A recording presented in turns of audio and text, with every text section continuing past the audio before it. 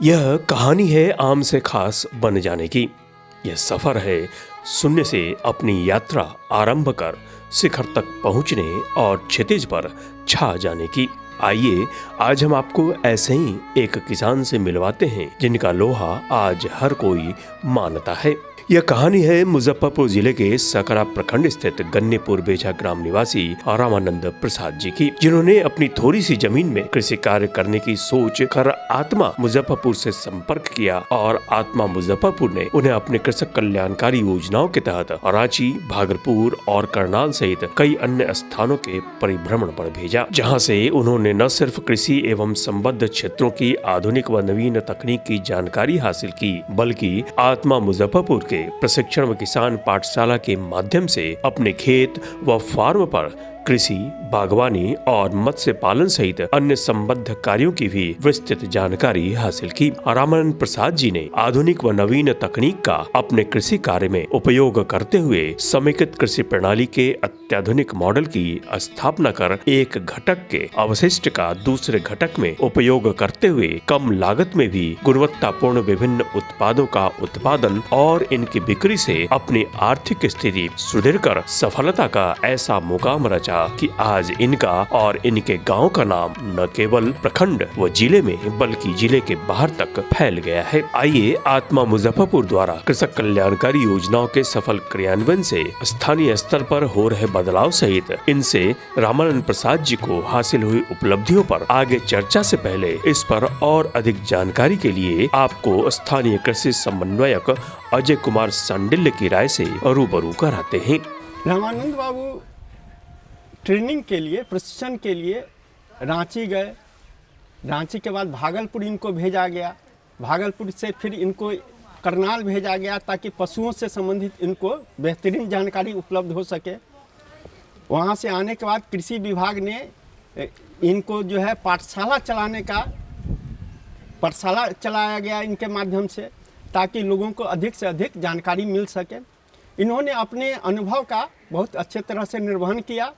और जो tour programme इनका था वो बहुत बेहतर था और इन्होंने वहाँ से बहुत अच्छी जानकारियाँ हासिल करके और इंटीग्रेट मतलब कि समेकित कृषि प्रणाली को अपनाया। आज समेकित कृषि प्रणाली के माध्यम से इनका बहुत बेहतरीन जो है कार्यक्रम चल रहा है हमारे गन्नीपुर बेझा में। अभी ये पशुपालन के साथ वर्मी कंपोस्ट उत्पादन कर रहे हैं, साथ ही साथ ये हंस पालन भी कर रहे हैं, बागवानी भी कर रहे हैं। साथ इनके जब फार्म पर आप आएंगे तो देखेंगे कि ये तालाब में मछली का उत्पादन भी कर रहे हैं। साथ साथ अच्छे जो नए किस्म की जानकारी लेके आए हैं, नए टेक्नोलॉजी के साथ एक कृषि विभाग में काम कर रहे हैं। अभी इनके पास सेब की खेती है, अंजीर की खेती कर रहे हैं, बेर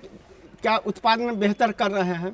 केला का उत्पादन बेहतर कर रहे हैं और अभी जो है पपीता का जो बेहतर नमूना है वो देखने को मिला है इनके। उसके बाद टमाटर हैं, सब जैविक तरह से उत्पादन करना शुरू किए और वे गांव के लोग इस चीज़ को जब देखे तो उनको बहुत अच्छा लगा और वो लोग भी इस ओर मोटिवेट होने लगे। अभी गांव के कई ऐसे किसान हैं जो इनसे प्रेरणा लेकर आगे भी वो चाहते हैं कि इसी तरह का हम भी जो है कार्यक्रम करें और आगे जो है अपना और अपने समाज का और गन्नीपुर बेझा का नाम रोशन करें। इनके साथ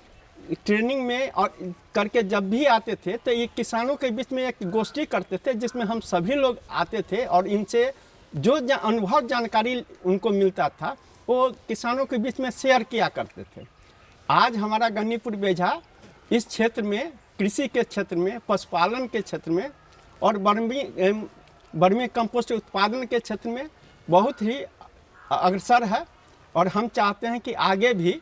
हमारे किसान इनसे प्रेरणा लें और भी अच्छे तरह से कृषि कार्य को संपादित करें। हमारे उन सभी किसान भाइयों के प्रति जो है एक स्नेह है और हम चाहते हैं कि वो अच्छा से अच्छा कार्यक्रम जो है प्रस्तुत करते रहें ताकि हमारे बेझा का, हमारे कृषि विभाग का, आत्मा का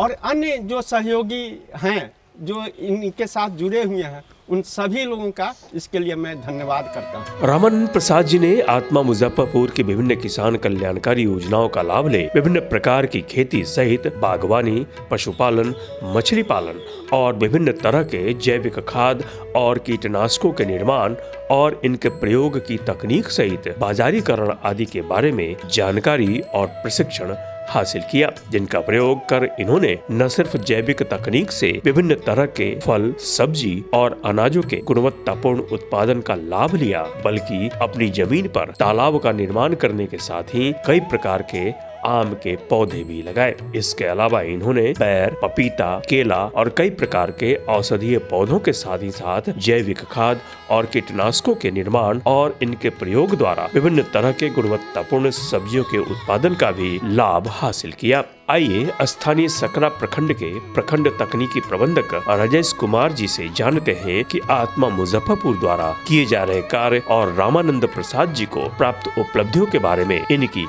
क्या राय है। गन्नीपुर वेझा के मुखिया जी रामानंदन प्रसाद, इन्होंने आत्मा के साथ सबसे पहले तो अपना ग्रुप बनाया, बहुत अच्छा ग्रुप बनाया था,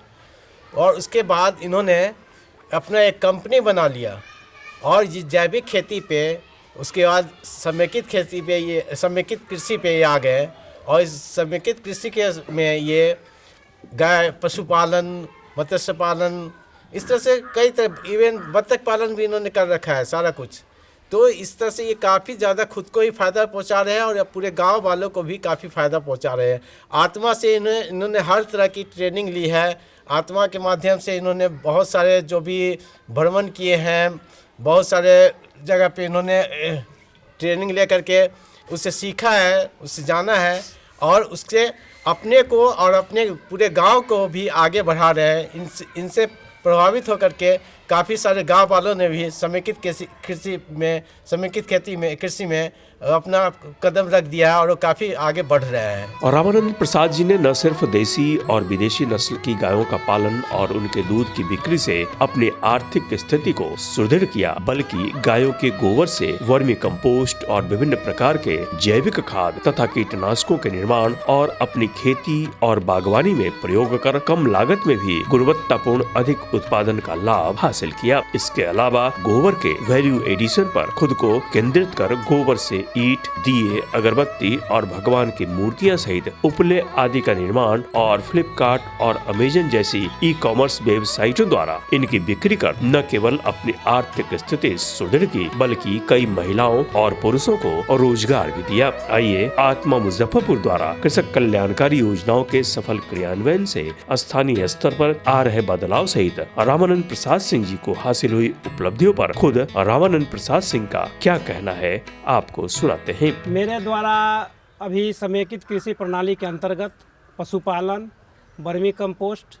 के साथ साथ मछली पालन, हंस पालन, शाही पालन और बागवानी के अंतर्गत सेब, अंजीर, कटहल, केला, नींबू इत्यादि चीज़ों की खेती की जाती है। मुझे आत्मा और कृषि विभाग के द्वारा रांची, करनाल,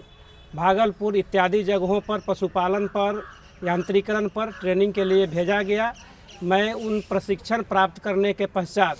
यहाँ पे आके उसका इम्प्लीमेंट किया और अभी वर्तमान में मैं देसी गौपालन पर मुख्य रूप से कार्य कर रहा हूँ। उसके गोबर और गोमूत्र से वर्मी कंपोस्ट, जीवामृत, घन जीवामृत के साथ साथ उसके गोबर को वैल्यू एडिशन करके, क्योंकि मुझे भागलपुर मार्केट लीड एक्सटेंशन पे आत्मा के द्वारा ट्रेनिंग में भेजा गया था, तो वहाँ मैंने पाया कि गोबर से भी हम वैल्यू एडिशन करके अच्छा आमदनी प्राप्त कर सकते हैं। इसी कड़ी को आगे बढ़ाते हुए मैं गोबर से अभी दिया, उपला, गमला, धूपबत्ती इत्यादि चीज़ों का निर्माण कर अच्छा मुनाफा प्राप्त कर रहे हैं और अपने ओर से किसानों को भी प्रेरित कर रहे हैं, जिससे कि किसान भी देसी गौ का पालन करें और वो भी उत्पादन करें, जिससे कि उनको अधिक मुनाफा हो सके। मैं कहना चाहूँगा कि जो देसी गाय के प्रति भ्रम है कि उसमें दूध कम होता है, ऐसी बात नहीं है। हम लोगों ने अभी पाया है और हमारे पास भी गाय है जो देसी गाय है, जो 12 से 16 लीटर तक दूध देती है। इसके साथ ही साथ गोबर और गोमूत्र से वैल्यू एडिशन करके हम मुनाफा प्राप्त कर सकते हैं। इसके साथ साथ हम लोग जो अभी उत्पादन कर रहे हैं दिया, गमला इत्यादि चीज़ों का, उसका ऑनलाइन मार्केटिंग के अंतर्गत अमेजन, फ्लिपकार्ट और माई स्टोर पर अभी हम लोग मार्केटिंग कर रहे हैं। इससे हम लोगों को अच्छा मुनाफा प्राप्त हो रहा है। तो किसानों से हम निवेदन करेंगे कि वो भी वैल्यू एडिशन करके अच्छा मुनाफा प्राप्त कर सकते हैं। इसे देख और सुनकर यह सहज ही समझा जा सकता है कि आत्मा मुजफ्फरपुर के कृषक कल्याणकारी योजनाओं के सफल क्रियान्वयन ने स्थानीय कृषकों के जीवन में कितना क्रांतिकारी बदलाव लाया है, जिसके लिए आत्मा की पूरी तकनीकी टीम सहित योजना से जुड़े किसान बधाई के पात्र हैं।